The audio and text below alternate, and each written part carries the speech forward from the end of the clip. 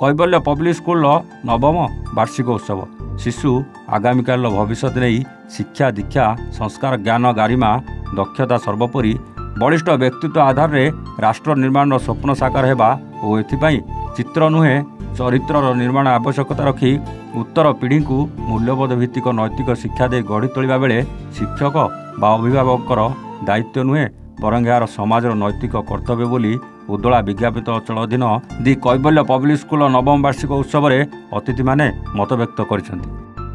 माँ लक्ष्मी सोशल सेवा ट्रस्टर सभापति दिव्येन्दु कुमार बेज को तत्वावधान में विद्यालयर प्रतिष्ठाता भास्कर बेज को सभापतित्व में मुख्य अतिथि उदला विज्ञापित अध्यक्षा प्रमीला पंडा मुख्य वक्ता आमे मयूरभंजार सभापति संजय कुमार चौधरी सम्मानित अतिथि शिक्षाविद लक्ष्मण बिंधाणी और विद्यालयर अध्यक्ष राकेश पोथाल महाप्रभु जगन्नाथ निकट में पूजा अर्चना सहित प्रदीप प्रज्वलन पूर्वक वक्तव्य प्रदान करथिले।